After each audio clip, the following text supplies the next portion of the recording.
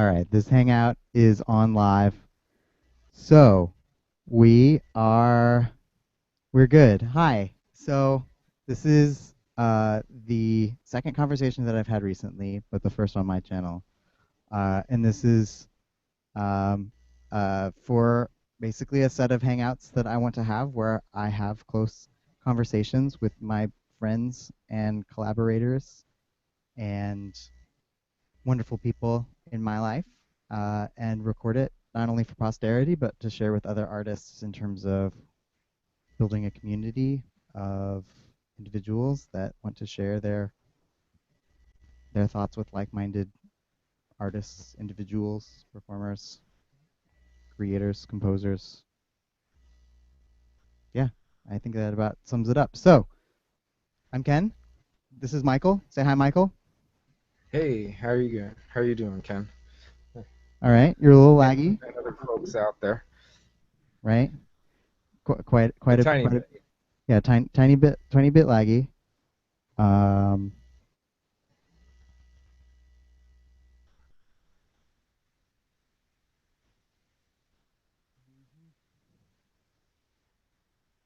Broadcast large videos. Sorry, a little bit of some tech stuff. Okay, all right. So here's what we're doing. I'm just gonna go ahead and switch back and forth while we're having the conversation. Okay, so today I wanted to talk about um, just our musical journeys, our musical paths, how we got here, where we feel we're going, just kind of reflecting on how it is that we got to be in this place at the moment. So, Michael, I want to start with you. I want you to talk about how you got into music, um, and I don't know, just give a kind of a not saying to eulogize, but just kind of give an overview as to like where how you've gotten to this place right now. Well, I got into this place of music really diverse because partly my family plays folk music, but I also studied classical cello through a master's degree. So uh, along that journey, I met people like Ken in youth orchestra, and we always played cello duets, but we would stray from the normal path that a classical musician was expected to go. And I think having that as an acceptable uh, diversion in our musical paths kind of led to this crazy life we call trying to survive and make a living as a musician. So I do make a living as a musician, and I owe it to the diversity that uh, my family, musicians that I worked with and have been friends with, like Ken, who I've met on my journey through folk music, rock, jazz, classical, bluegrass, Americana, anything. And I play a lot of gigs, and it's just, I've learned a lot outside of school, just like I have from school. And and what would you say is really inspiring you right now with what you're doing or you're hearing or you're listening to or what's really what's really inspiring you right now? Well, the holiday season in November, December, it's inspiring because I kind of call it where I go back to classical boot camp for myself because I always book some sort of performance. And I'm playing in Hyde Park, New York, doing Stravinsky's Suite Italian. For we're doing it's for piano and cello, arranged I think by Stravinsky himself. Uh, but as a result, we decided to instead of do piano, we have accordion or a bayan, and so this concert's coming up this weekend, and I'm doing that plus a Norwegian composer's composition, a local composer's composition, and Piazzolla's Grand Tango. So my technique is getting kicked in the butt and restarted a bit. So I'm excited about classical music right now and all the new things I'm learning whenever I can add to my repertoire. But I'm also excited because I about music and teaching right now because I'm starting a new teaching studio in Ohio. And you're located in Cincinnati, correct? Yep, in the heart of somewhere. Cool. So, um,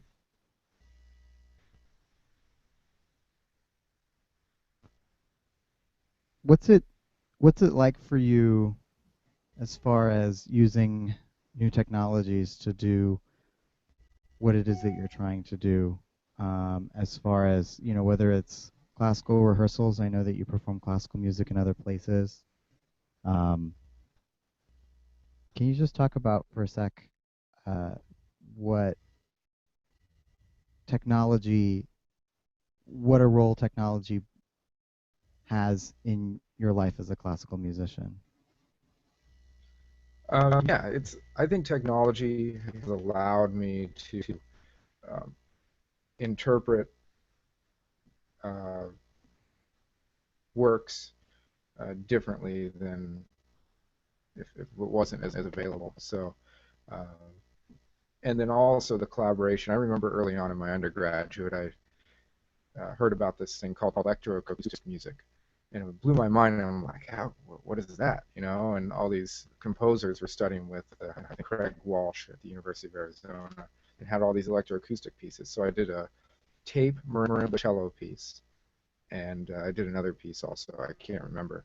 But between those two compositions, it just threw me in this world of wow, you can really mesh two things together that um, you wouldn't necessarily think had a connection in the classical world. From my early, I didn't know anything at that point, brain, and so that type of technology kind of I like it when it's in the hands of people who know how to use it. Uh, and as far as like the little bits that I like to use, I've done a bit of looping, and I like to record and hear myself. Uh, and I do a lot of recording sessions for other folks. So technology in that sense has helped me become a better player because I hear myself back and I get paid to sound good. And if I don't get hired again. So that's another side of technology. Right, of course, of course. It's really interesting as I've been for the last few days thinking about doing this, finding a social forum for putting deep musical conversation out there. Starting, of course, with my friends, but I'd love to be able to do this more with people I would like to get to know. Um, it's been really interesting, kind of thinking about what artistic potential there is for such a venue like this one. There's been some really successful online performances of concerts through this interface. Um, I'm certainly interested in trying to experiment with that. You recently performed. What was the service that you used to do live concerts that you could buy a ticket for and go to the website and watch it streamed? Like what service was that? And did you think it was successful? Yeah, it's called stageit.com. And my brother, he's so technologically connected to whatever is going on and new and exciting and just in general music applications. He's a recording engineer and he's got a recording studio. So he found this thing called Stageit, and they were just getting on their feet. And it was nice because people they'd pay if they wanted. It was pay what you want. You tip to your artist to talk with them.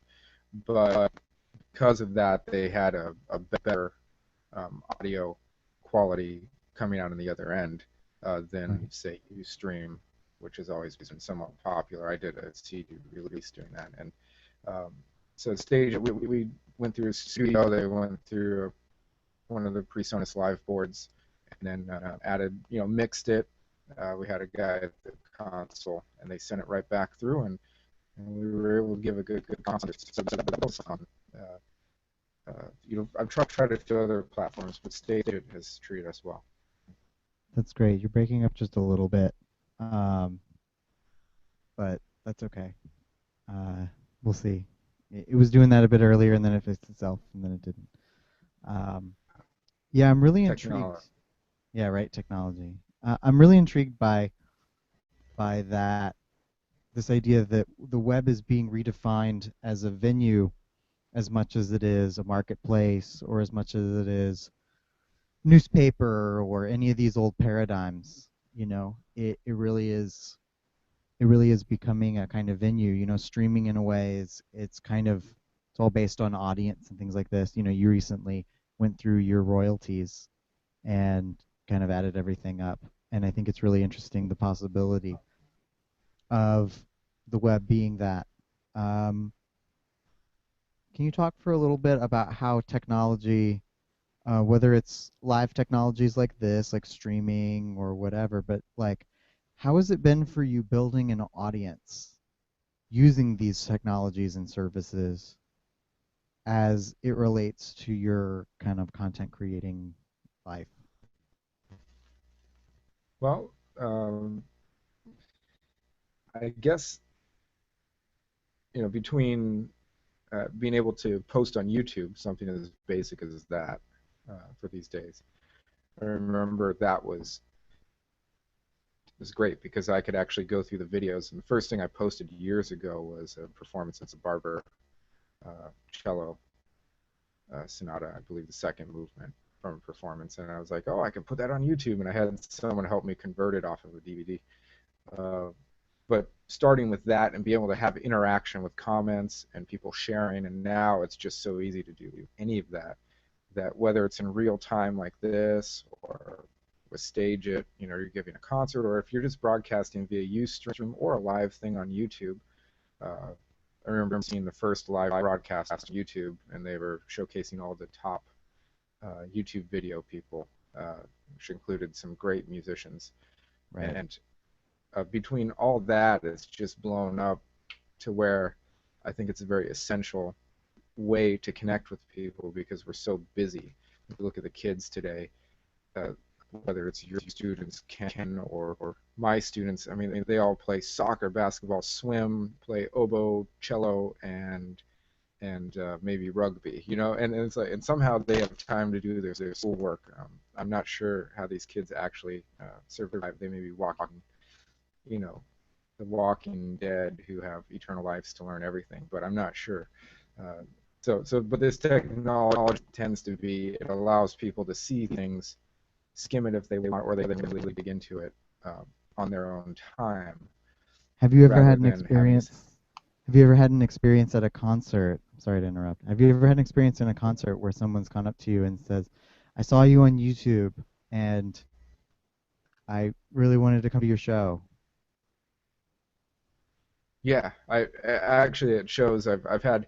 I remember playing in Indiana in VV, which is like looks like Vive, but it's southeast Indiana, and it's this little town, no box stores for miles, but the kids there. My group Lost in Holland was going through as a duo, and they're like, "We saw you on YouTube. You're famous." And apparently, because we had like 30 views on a few videos, and they saw us on YouTube, they all came to the show. It was awesome. We Wow, felt that's really really important cool. for it. Yeah. That's awesome. Yeah, But people do come up and say they like what I do. They actually they vegetate to my music sometimes. They sit and just chill out to YouTube videos, and it kind of freaks me out, but it's awesome at the same way. right. Yeah, no, YouTube is definitely it's a wonderful musical venue and place. Um, what inspired me to start doing these conversations is that I got to thinking about the fact that I had the thought that does my digital personality, if you took a personality, if you gave a personality test to me and you gave a personality test to my online presence, like would we have the same personality, right? Like Oh what yeah. is what is the digital form of me out there doing and promoting? And is that the same person? Is that the person that I want to be? Is that the person that I am, right? And so I just realized that like I need to do this for me because this is what I'm like. I love talking, I love conversation. And when we were kids, I loved talking on the phone. That was my favorite thing to do. And back when like cell phones first came out and you had like minutes were so expensive, I would make my parents so mad because I would just sit on the cell phone and just talk to my friends. Just use up all of the minutes. Just talk saying all of the things. And so it makes so much sense to do these conversations, just because of the fact that I think that it's time that I actually start to kind of foster a digital personality that's something kind of like mine. I Yeah, didn't bring well, it, but I wanted to bring it. The best example that I have recently and thought about is my business card. If you go to my About Me profile, I'll put it in the description afterwards. If you go to my About Me profile, you'll see this very serious picture of me. Uh, that's just kind of like, and I'm wearing a nice shirt, and I'm just staring blankly at the camera. And I recently gave at a concert, I gave out my business card to someone, and she said, "Oh man, who killed your pet?"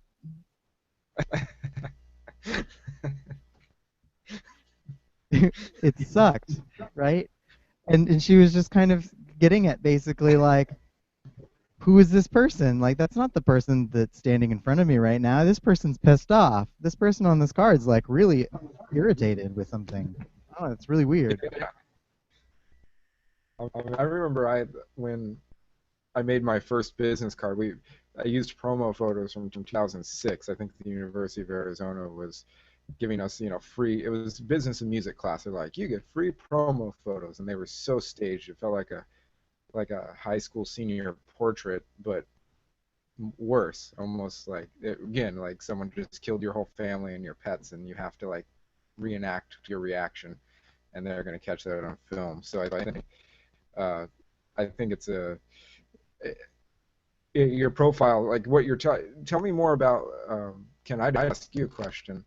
Because you're so much into the digital world, as far as like taking acoustic sounds and doing things with them and programming the things that happen to that sound, and how you've gone on your journey from being doing a cello degree slash composition degree, going to get a master's in composition, now at Duke, and finishing up your doctorate. I mean, you've done a lot of school, and I've been out in the kind of quote unquote real world, I mean, whatever that means, but I've been out just doing it, and I've been discovering myself that way. But but I remember I discovered myself a lot simultaneously while in school. I had a lot longer to really explore so many avenues. Like, what has it been like merging the acoustic? It seems like you're bringing the acoustic back into the live performance a lot more than even 4 years ago when you were maybe in Houston still. Um, Definitely. I don't know how time has passed, so I don't know how many years I'm talking about.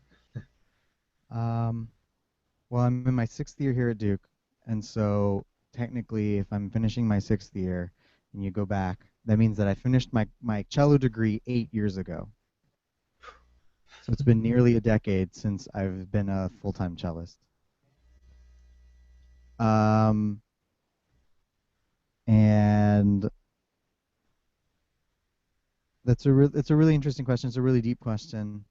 It's a question that I've spent a lot of time and a lot of effort trying to poke at that problem that you're talking about, that kind of the acoustic and the electronic.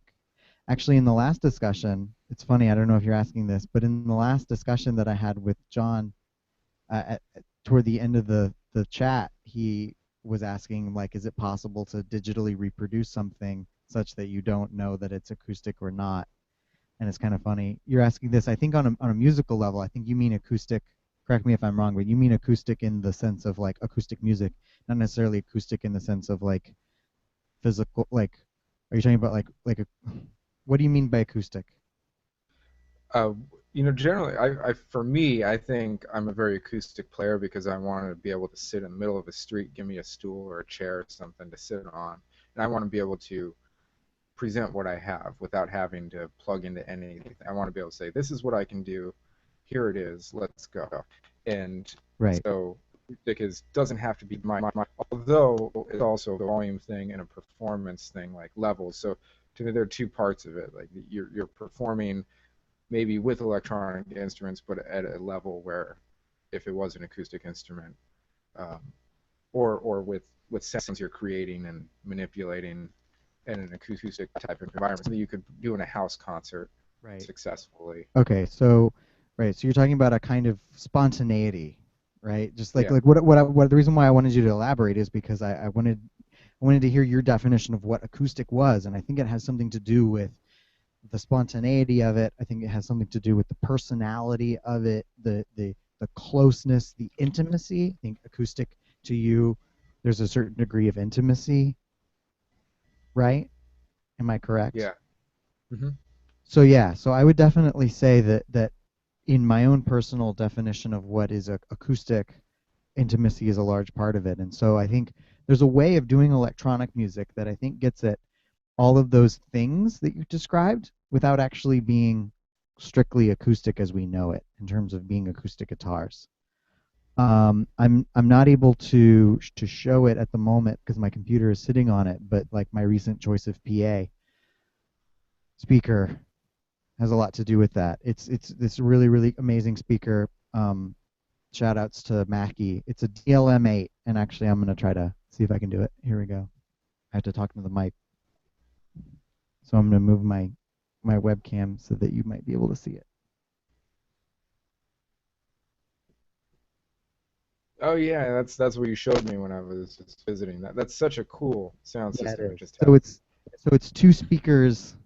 It's two PA speakers that are like connected in one is inside of each other. So the high frequency compression driver is actually sounding through the middle of the woofer. And so it's one sort of speaker unit, but it's two speakers. So it's a two-way monitor, but it's not like phase canceled by being separated or anything like that. I specifically sought out that speaker as my primary um, reproduction loudspeaker device because of its size, its price, but specifically because of the fact that it is loud, but it's also quiet in the sense that it's small, if that makes sense. So I'm able Yeah. to use this little speaker with a cello or a violin, but I'm also able to turn it up and actually compete with a rock band. Right? The dynamic range of something like the speaker is specifically not only chosen for its big, but also for its small. I used it the other night in concert as a monitor. I basically stood over it and just played an electric guitar piece, but I had the tape part running through that and basically just coming up at me so that I could hear the tape part, but my sound was coming out of much larger PAs around me. Oh, okay. And it was great. It was a perfect monitor. Um, and so in that case, it was competing with a guitar amp and two other large PAs, and it sounded great. So that's in terms of like the practical side of that whole acoustic electronic divide. But I think that what you were talking about being in a room, having things that can just happen and emerge, there's a kind of spontaneity, there's a kind of serendipity that I think you were talking about. Like acoustic music has a kind of serendipity by the fact that it's not necessarily coming from a recorded medium, and so it's able to kind of go and flow. It's very fluid. It's like water, as Bruce Lee says, right? It's I think that you have to work really, really hard, but I think the ways in which what you're talking about, how I've tried to have acoustic sentimentality into my electronic music, is that I think I go after all of those things. I say, what's my composition environment in which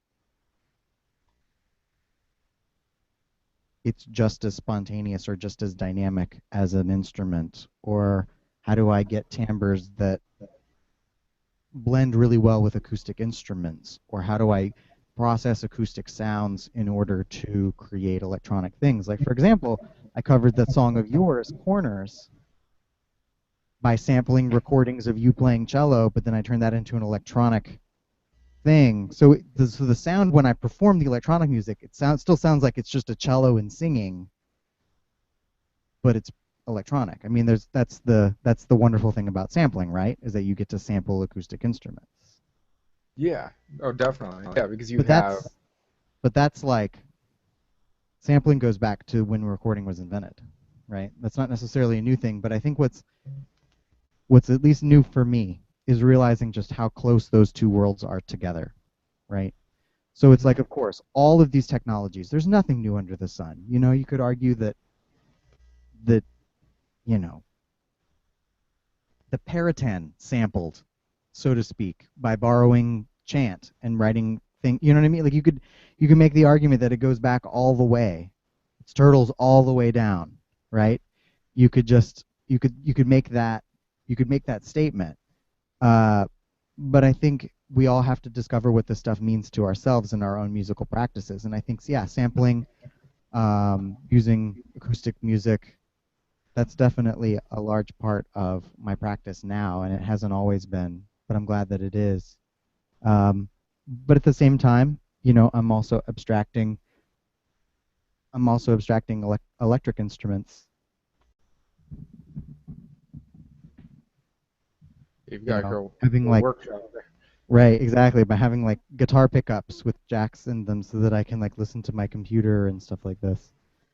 Uh, A little bit like what my microphone is trying to do with this little hum occasionally you might be hearing. yeah, exactly, exactly, just like a faulty microphone. Which is Uh, good, you know. but yeah, does that answer your question? Yeah, yeah, no, I like that. It's what I've always appreciated is, and especially in the last year or so, where you're really honing in on feeling like you know where you want to go, uh, is how you want like all the elements of performance and the spontaneity, and I like that because that is what I think you've commented on. You don't want to be that guy sitting behind a laptop on stage doing things, but you're just sitting there, like, and nor do I want to go see that. You have to have something that people can see you doing things, so you're creating the patches, the effects, how you interact. You choose your controllers, you choose your sound system, you choose the instruments that you use as your controllers to work with the other controllers, so that they all have something that is good for the eyes, good for the ears, Yeah, and ultimately the whole package ends up being very pleasing and natural. yeah, absolutely. It's something that one of my close collaborators, the professor that runs the studio here, Tommy, he says that like, just because something's really, really interesting to do doesn't mean that it's really, really interesting to look at, Hmm. you know. And I think that that is really true. And I think that comes back to a lot of ways the cello experience that I have and grew up with. Um,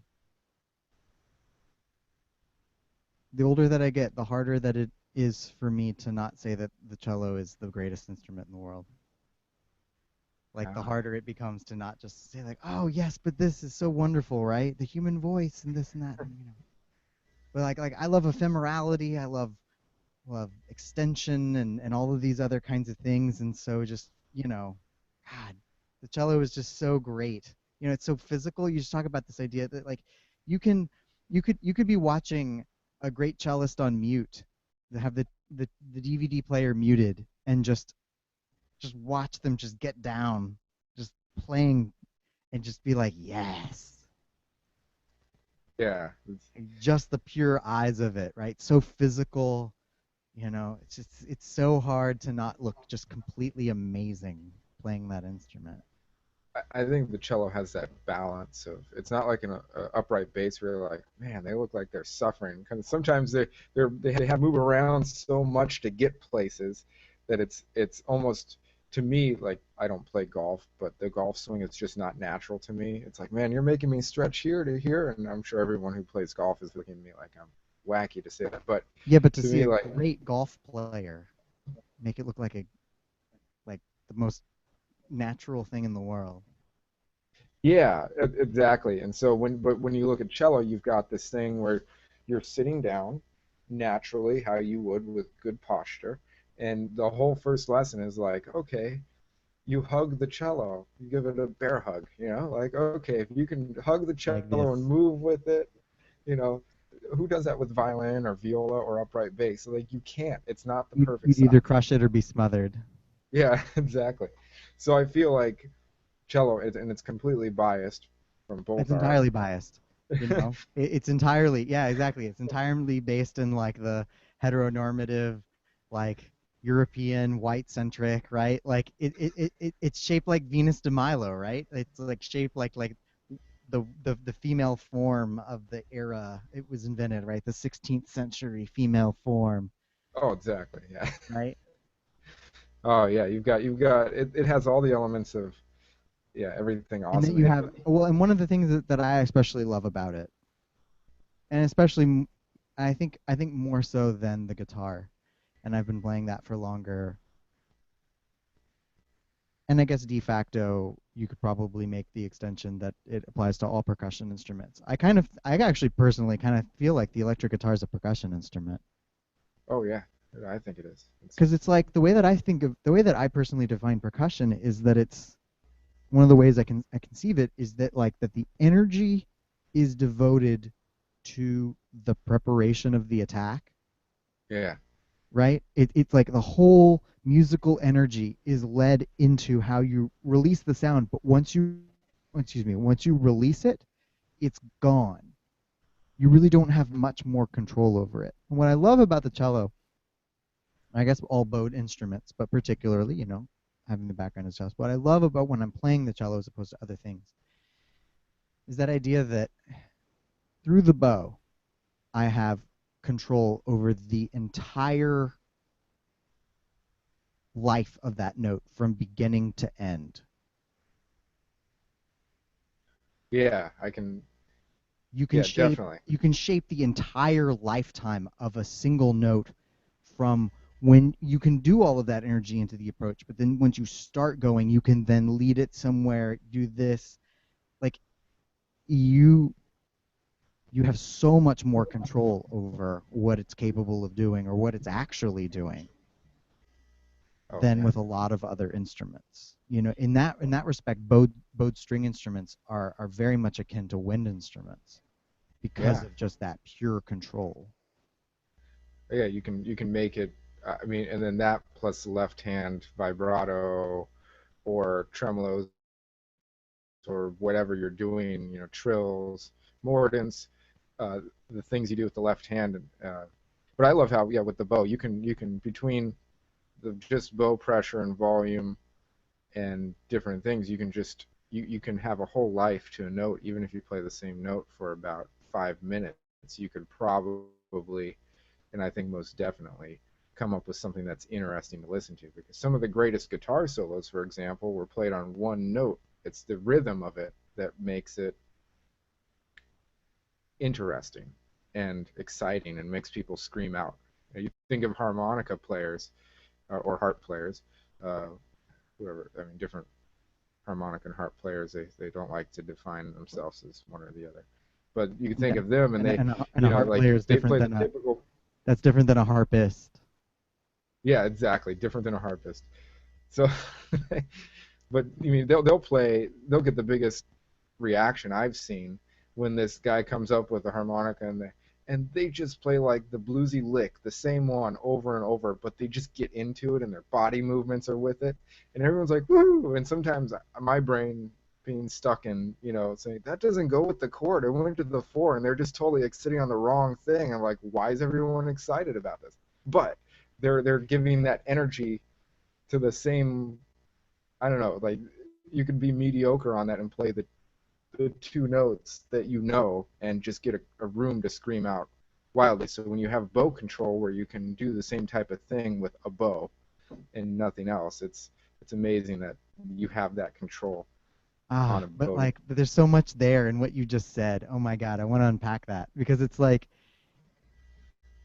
first of all, my question to you then is like, okay, so I agree with you in that moment. Yes, absolutely. The harmonica player is just cranking on that note, just whatever. But where's the sort of maximal depth to that relative to musical existence? Like, you can't do that in all circumstances. Not all styles of music demand that kind of thing. It would get pretty annoying if over every song that you tried to collaborate with this harmonica player Yeah, or a or harp and you player run into that. and they do the same thing and you're like, no, that's not what we're doing right now. Like, I love that for that other song, but like if you do that again, I'm leaving far, far, far away. Right. And Take it with a so, grain of salt, right?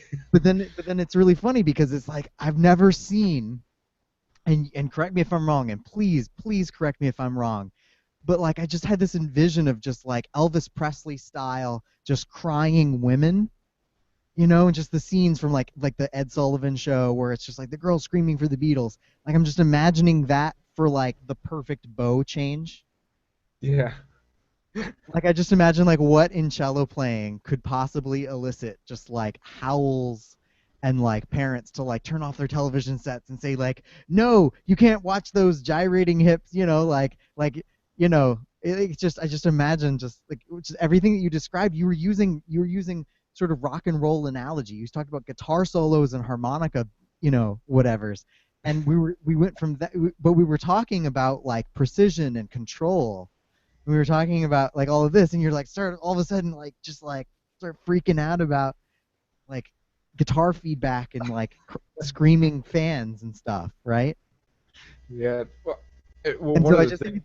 it's funny like that you did that. I just wanted to point that out, and I wanted to break that apart for a second because it's kind of like those aren't the That, same things, but no. they are. But are they? But are they not? Like when have you ever experienced that at a classical gig? Maybe not, but like at a cello gig where like you just like just lit it on fire and you got that kind of like that feedback and you're like only on the cello, Yeah. that's it, only Well, here.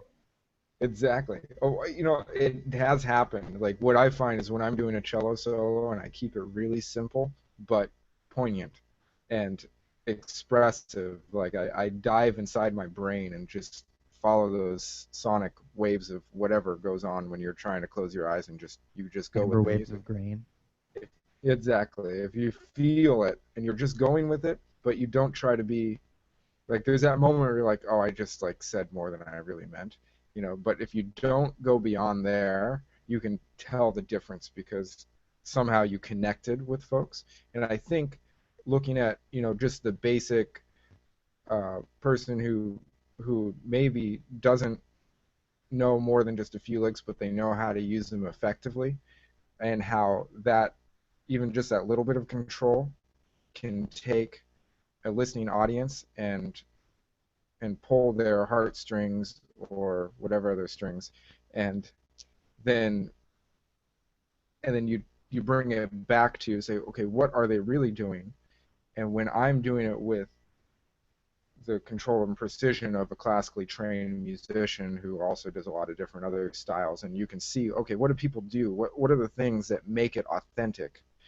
And you're using them to to um, to express yourself, and you're genuine, speaking from your heart at the same time.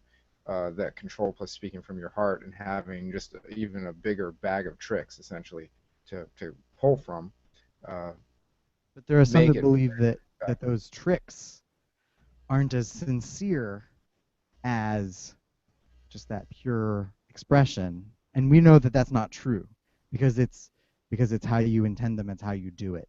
They're not tricks, they're tools, they're ways, they're strategies, they're rhetorical devices. I think that's it, right? Yeah, I think that's that this is yeah, what they are. It's like the president giving a speech but choosing to use the passive voice to create the tone of like observation, you know? yeah, Like we were wishing as a country, right? That's passive voice, but like it involved like it paints this picture of like collectivity and reflection and whatever.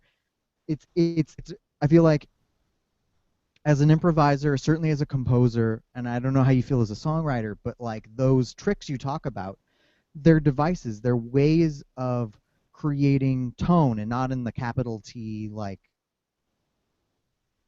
guitar amplifier type of tone. But I mean tone in terms of like the tone of voice of a narration. yeah. Well, you'd come up with ideas of, um, yeah. I mean, yeah. You come up with, it's all part of the expression. So you're definitely, you want to internalize everything that you have at your fingertips so that you can utilize them subconsciously and have your muscle memory trained to just go there. And I think that's what's beautiful about understanding the basic things that do affect the human emotion. I remember going to here's another jump to a different world. I mean, if you think of preachers, for example, I mean, the president in many ways, you mentioned him and giving speeches. He is, in a sense, a preacher for what he believes in, as is any politician. And a lot of times, like for me, the more soft-spoken, thoughtful folks who use their dynamics when they speak in maybe a church setting or maybe a social function that has those types of elements, or if it's a songwriter, like it's a lot of the blues songwriters, like my friend Sparky Rucker. I mean, he preaches when he plays, and he preaches social change, and it's beautiful. But he has, his dynamics are so expansive, and he knows how to utilize those tools, so he is expressing himself in the most effective way possible, so that you come out of that performance going, wow, I just have been moved in ways I didn't expect, and it changed my world. There's a lot there. There's a lot that you just said as far as, especially like what you were talking about dynamics. And it's interesting going back to what you said about acoustic and electronic. I definitely think that dynamic range you mentioned loudness, but you can also talk about dynamic range. Um, that is difficult when you're performing on stage, like to have a real dynamic range, right? It is, yeah. A lot of times your performance environment doesn't really encourage that, um, even though it can be really effective if you. Right. So it's kind of like you're limiting the expressive potential of the thing by not allowing for those kinds of events to happen. Mhm. So how do you do that regardless? One of the things that comes up to my brain, and I just want to throw this out there as a spark, as a seed to get you going, but like it's kind of like when they talk about I remember I had teachers that used to say that like that a lot of times a pianissimo isn't a pianissimo, it just looks like one. Yeah, exactly. It's like you're still playing piano. You're basically playing at the exact same, but you've like frozen, Yeah, it's about and you're the. like, and you have to like convey that you're soft, but not actually be soft. That's what they say about orchestral auditions. Yeah, That like that the adjudicating committee of your cello audition for whatever orchestra, like they don't want to hear your actual triple P in that Tchaikovsky excerpt. They just want to hear a piano. Like it's like they want to hear like the soloist dynamics version of your excerpts. yeah, exactly. Which makes it hard. It's like you're Right? like, really? That Like passage really? Like that that? passage Really? kicks my rear end every time, and you're making me play it louder than it should be. Right, exactly. Exactly. Well, but anyway, but just talk about that. Talk about that thing. This idea that okay, so going back. So this idea that the conditions of our stage, right? Like this is a wireless SM58. Yes, it's an SM58, just classic vocal microphone. Um, this isn't the best thing, but it's what you got to deal with sometimes. It's, just like talk about that live environment, talk about stage technologies, and talk about like limiting of possibilities. Go. Okay, yeah, go. Yeah. So I start with the guitar pickup, the magnetic pickup that limits your dynamics right off the bat. It's yeah, exactly. And This. you play the note in many ways, and it just does Mm. what it does, and you don't have a bottom, like you don't have a ground level that's really quiet to start with, and that happens with my acoustic guitar pickup, which isn't the best. It's just what comes with a Martin guitar when you buy it, and But so.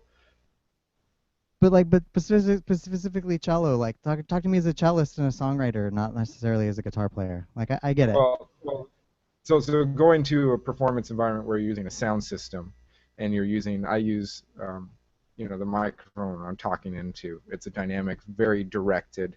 Uh, so it's got good range compared to say a static pickup, but already from that point I'm starting with a disadvantage. Utilizing the fact that okay, orchestral auditions or when you're playing a concerto with an orchestra, you can't be pianissimo. You have to play with the attitude of piano, but play forte or fortissimo. and you have to play fortissimo with the attitude of fortissimo, but it could be near the same volume, but you're expressing differently. So it's, and I think that's all how it goes. Like, how do you utilize that, and then utilizing space and working the room, uh, whether it's a noisy room, knowing that the louder you get, the louder they get. So the quieter you get, the more quiet they get. And if they're wondering what happened, they're going to focus in on you. So that rule tends to be pretty much on spot on, except for the most unfriendly performance environments where you know that they just don't like music there. Is this So I true as a band? If is what you just said, does that hold true for a band? For a band, I think it is very true, and especially from, say, the drummer's perspective. With my family's group, Ronstadt Generations, we have a drummer who can play house concerts, and we have to tell him to play louder because he's so sensitive to making sure he blends with us. And you don't mean house in terms of the electronic genre of like Exactly. Yeah. Laser lights and Now that's what you. So when you're saying house concerts, you mean like in an actual house? in an actual house in a living room with no amplification. And we've brought the full six-piece band with upright bass, cello, saxophone, drums, two guitars, and four of us sing. Can And can I make a request? I really want to hear the Ronstadt Generations actually play house music. we could, our drummer, Aaron Emery, is so good that He's great. he's like Hey, a he walking went to metronome. school. He graduated from the U of A when we did. Yeah, he's a degree in orchestral and jazz percussion, I believe, or jazz. He plays drums and everything, orchestral percussion. I mean, he's so good. He's a walking metronome if you want him to be. And I've heard him just lay that beat down, and he can be a house drummer. Uh, give him triggers on his drums. I don't care. I mean, he'll sound awesome.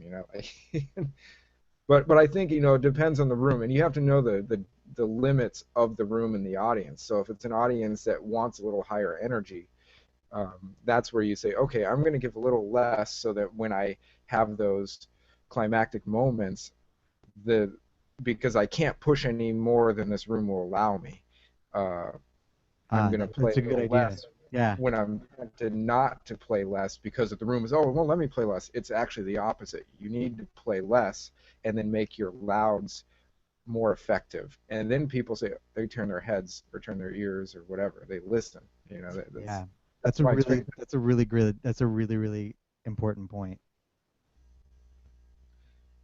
The other thing too is I had a teacher tell me. Sorry, I think I see hands going and audio went funky. But just I was gonna say, Uh, is there the equivalent of that same phenomenon in other venues? Like I understand in the kind of rock venue, that's kind of what I'm imagining. Perhaps a coffee house, that kind of thing. But in a classical venue or in another setting, like does that same thing apply? That idea that like that yes. if you feel like you have a ceiling, that you should go, okay, well I'm actually going to do this so that I can spike up to it. Is that Yeah, I think it does apply because uh, well, I remember doing Beethoven with Nancy Green at the U of A, and she's like, you know what? You have to be careful not to be too extreme on your dynamics, because it's Beethoven. Like but he was extreme, but like not but to it's just not go that completely extreme. Well, that and it's crazy. cello, and you could cover it up by the piano, and Exactly. So I guess that's a good point, actually. If you look at your accompanist, I've worked with this one accompanist I worked with. He shall remain unnamed, but he did not like to do anything but full stick on the piano. And if the piano didn't speak very well at low dynamics, he would play loudly and bury you. and bury me. And so I'd get to the end of the concert and I'm like, hey man, what are you doing? He's like, well, it didn't sound good at quiet volumes. I'm like, well, you just you completely covered me up because I got comments that people couldn't hear me in some stuff.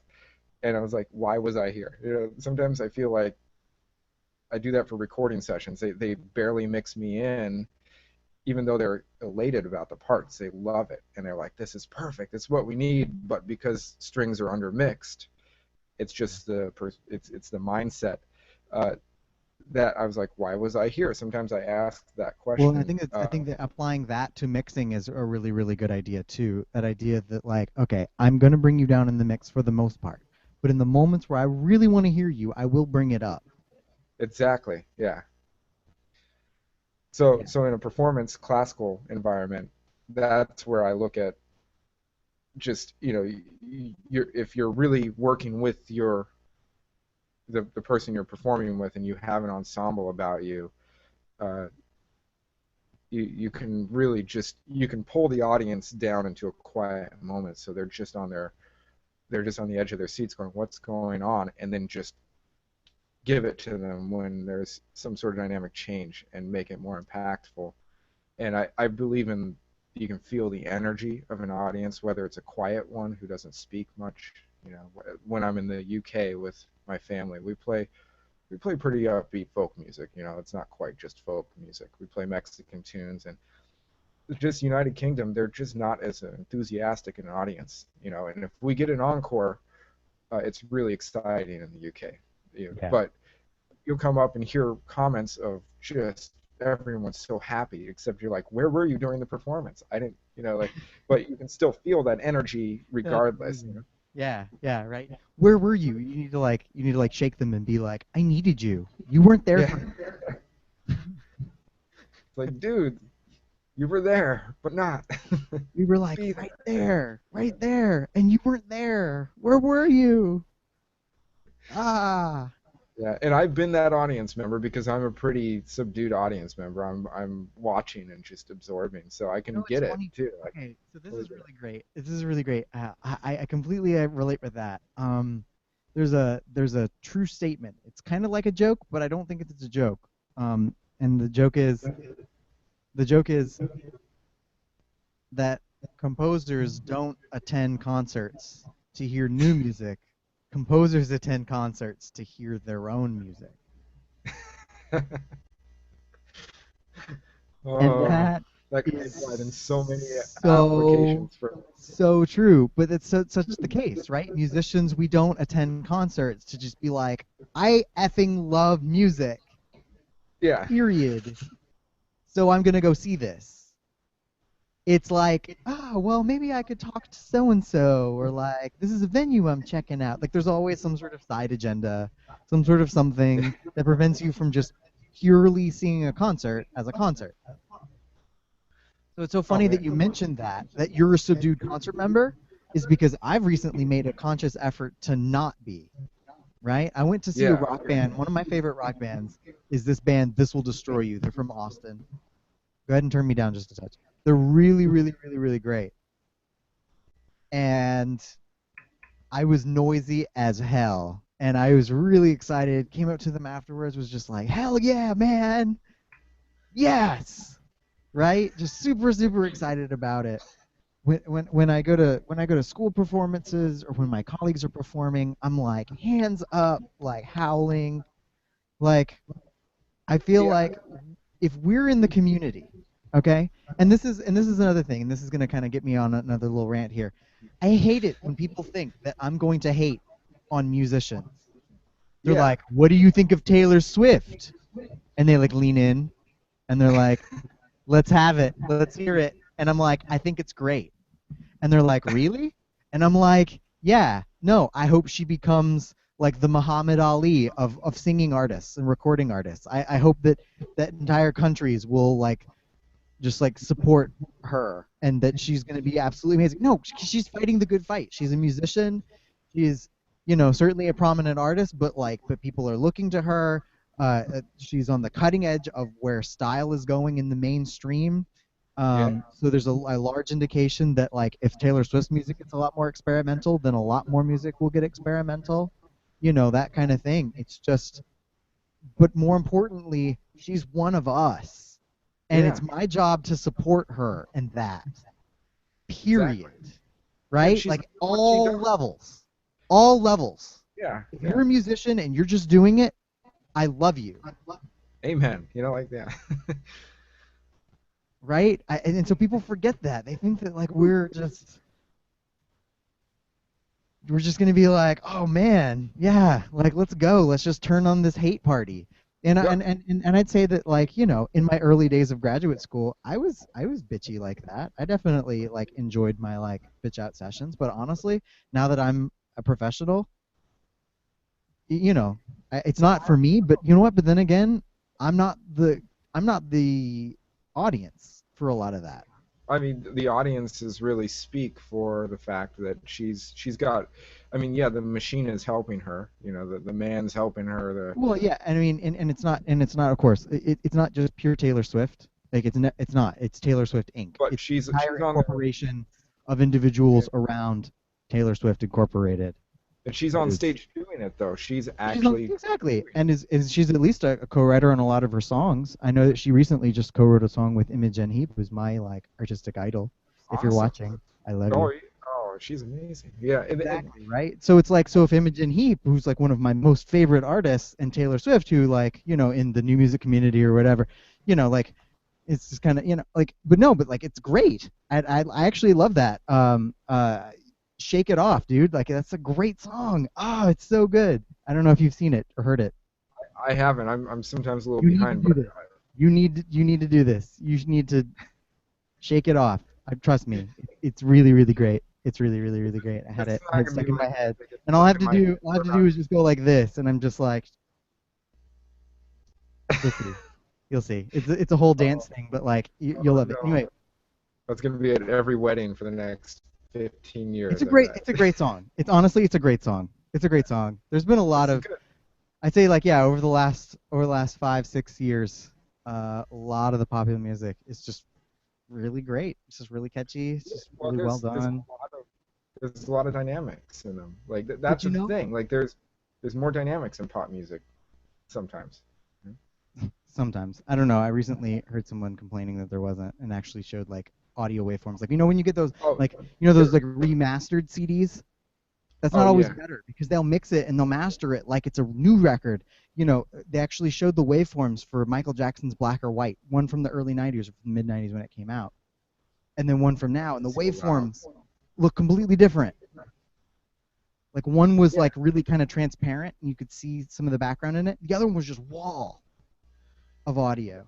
yeah. I love the older stuff because you actually have the dynamics. I think the attitude of dynamics are although is definitely present in the pop world.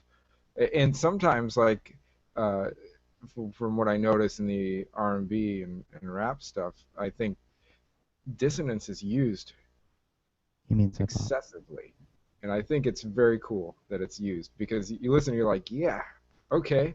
Like that riff is just, it's a dirty riff. It's like, it's got all the grit and like, man, like I love it because you're going, okay, I can't do this in the folk world or else I'll be like thrown off the stage probably. You're weird, you're experimental, but it's done in the pop world nonetheless in other genres. Yeah. So, Right. And so just kind of wrapping up. We've got a couple more minutes left for our hour. We can go a little bit longer, but just kind of like wrapping the discussion up. We talked about technologies, and we talked about sentimentalities, and we've talked about those around us and support and the audience. And I think that the discussion that I at least just wanted to close out with was just, and I think we really hit a nerve when we were talking about that musicians and those like us are not the best of us in terms of audience, right? yeah, I try. And like you said, you try to be in, and I've been going to concerts in my like trying to slow down with my schedule so I can actually go see my fellow musicians and not, and I purposely don't network sometimes these days because I do notice that in me, in the past me, and trying to make myself better in that sense. Right. Yeah. I think it's important that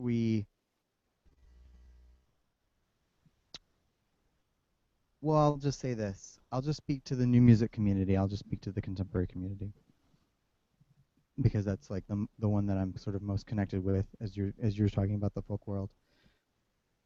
Like, I'd like to know exactly how many people are in the new music community. Like, period. This is like composition professors at universities. These are the students of them. These are recent graduates, people that are, whatever. These are the performers of new music and new music ensembles. This is new music record labels. These are the consumers of these are the, I want to know how big the new music community is, period, as a thing. How many people are we actually dealing with? And then I would love so much if I could just get a breakdown of that. Like how many people that create it are also consumers of it, you know? And just all of these like little details about it. I really want to know. I really want to know these things about this community, and so that I can sort of better understand, I don't know, just who I'm talking to when I do these things.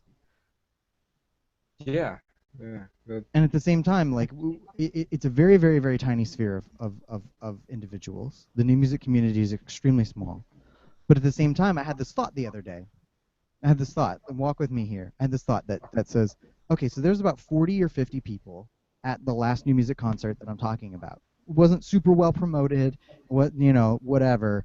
But we had a fairly decent crowd. The venue was too big, but it was a pleasure to play in. But that's about 40 or 50 people. And then if you think about all of the university centers of new music, if you think about all of the really cool concerts that are happening in Brooklyn at like La Poisson Rouge, or like these various other kind of venues and things like this, DC. Certainly, you could include like experimentalists that are like hanging around doing stuff at like Moog Fest in Asheville and doing all kinds of cool stuff with synthesizers. Certainly Europe. But if you think about all of those different venues being fairly small centers of where this stuff is happening,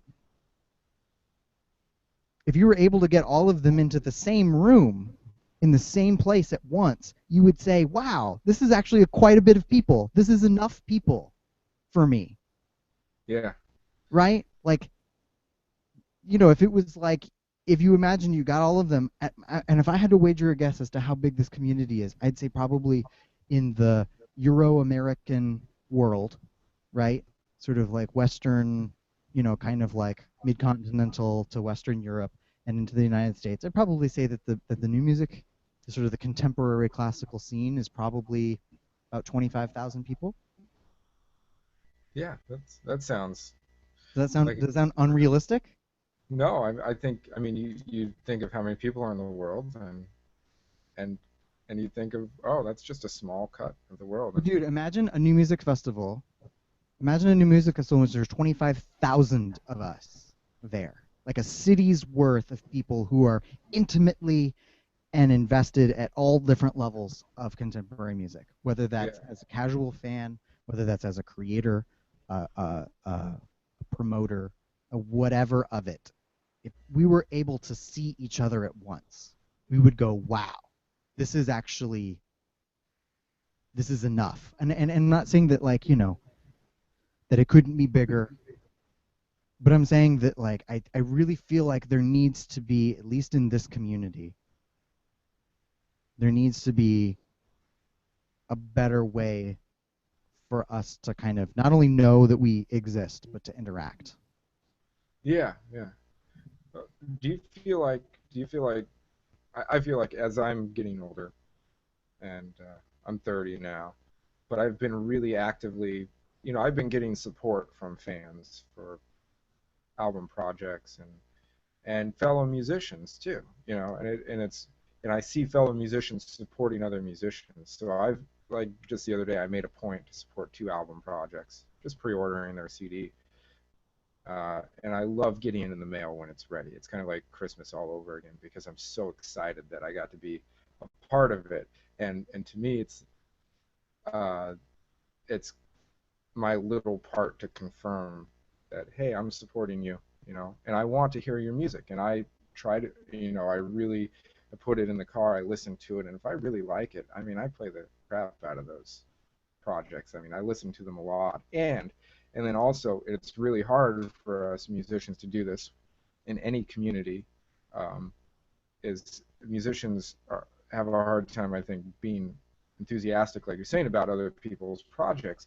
But to go the next step, if you even if you are enthusiastic and obsessed with it, to tell them about it and say, hey, I really like what you're doing. I know, Ken, you were telling me that you've been doing that with a lot of folks. Yeah, If you like what I'll something, do is I'll go up to people and I won't say anything else other than just like thank you. I make a point to say thank you. yeah, Like that's just, it. just and it just shows, like, as a performer, from both our perspectives, when people come up and say they enjoyed that which we just did, or the things that we've recorded and they listen to, when people come up and tell us that, it makes us feel like we're doing something that matters, because it matters to us and we're putting it out there. Yeah, And if and we do earlier. that for other people, it's great. Yeah, absolutely. And in earlier forms of our lives, yeah, I remember certainly the people come up to you after a performance and they say, "Oh, wonderful job," and you're like, "No, it was just it was mistakes, and I didn't do the things, and it was and you try to qualify it, and they're just like, "No, it was really great," right? At a certain point, I actually I realized that it's that them coming up is for them. Them Yeah, saying it is for them, right? So me, like I'm saying thank you to the bands that I enjoyed. But what I'm really doing is I'm teaching myself to say thank you and to yeah, be appreciative of what I'm hearing. That's what's more important. And so what I realized as a performing artist is that like if someone comes up to you and says, "Man, like yes," to just be like, "Thank you for listening. Thank you for coming. Thank you for thank you for at least allowing me to share that with you." yeah. Yeah, that's an honor in itself. It's It very. absolutely is. It absolutely is, right? It's not it's kind of funny. I remember you come from a musical family. My family isn't necessarily musical in the professional sense. I think I'm the first professional musician in my We were family. surrounded by it. I was So, surrounded by music, but you know that there's a big difference. yeah, in the There is same and there sense. isn't, but yeah, There's, in a certain there, sense there is though. okay. In the realistic sense, in the hard sense, I feel like musicians, we understand that it's a very very hard thing, right? Hmm. um and of course people know whatever, but my point was is that when I was younger and it'd say like, "Oh, I'm going to be a musician," or "I'm going to do this," and they'd say like, "You're going to be famous someday and we're going to see your name in lights," and my response was always, well, fame is a very relative thing, right? Yeah, Because to very your little relevant. community, you could be have the 90% approval rating and have like an army of devoted followers. Oh yeah, But if that people in sub Elko, community, Nevada, treated me like exactly, I was right? famous. But like, but that's in this just little bubble, right? Yeah, a wee And so bubble. I'm just saying is that like I want to see these self-aware bubbles. I want to see these little bubbles go like, "Hey, you over there." I want to see bubbles making bigger bubbles. This is what I want. I want this community to sort of realize that we can have conversation, we can create dialogue like what we're doing right now.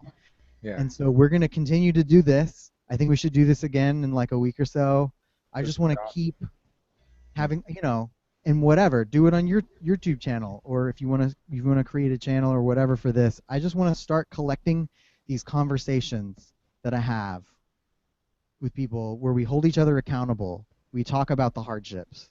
We talk about the little nitty gritty things of like what it's like from a musical perspective of our bodies to fail us. Like where are you sore? Where are you concerned Oh about yeah, your own body? that could Just be a these. whole hour of conversation on that one. It could be a whole, yeah, exactly. It could be a 24-hour Google Hangout-a-thon just devoted to like the aches and pains and spots and just and clicks of your shoulders, you know. Oh, yeah, You like, know. yeah, when I turn my head to the right, my left foot kicks the person to the left of me. Exactly, right? It's really wild. I'll just say this. I love being a performer of music and talking to other performers of it because the it's you kind of feel like an athlete a little bit, Yeah, yeah, right? The ails of like, my body's working against me, or I'm trying to peak for this one performance and get this working. Like I don't know, it makes you feel like you're doing the athletic grind. Oh yeah, Anyway, yeah. It's a oh yeah. It really is because we all have something in common, and you could be as a touring artist. I've toured for a small amount of time compared to some people. So the people who've toured for 15 years or 40 years, can't we even still have a imagine. lot to talk about, and it's the same stuff, you know. Yeah, yeah, exactly. Awesome, cool. Well, real quick, my Twitter is Kenneth. Excuse me, twitter.com/Kenneth D Stewart, Stewart. What are you on Twitter? Where's your website? Just say where people can find you. Yeah, I'm on Twitter, Michael Ronstadt, or you can look up Michael G. Ronstadt on Twitter. Uh, let's see, Facebook, there's a fan page. You can go to www.michaelronstadt.com, spelled like Linda Ronstadt. You can go to ronstadt.com. You can find me on YouTube. Uh, it's funny. It says Yaqui Mike. I'm not even part Yaqui natives, but I thought it sounded kind of neat when I was in third grade. So Yaqui Mike became something I used. But my name is on there, Michael G. Ronstadt, and it's all connected to Google Plus, and uh, I think that's the sphere of enough for my social interactions. That's Beyond that, great. I think I'd be going crazy. That's great. I'll put all of the information in the description at some point, and let's do this again. Awesome. Thanks, Ken. All right, Appreciate it. yeah, man. Talk to you soon. Bye. Okay.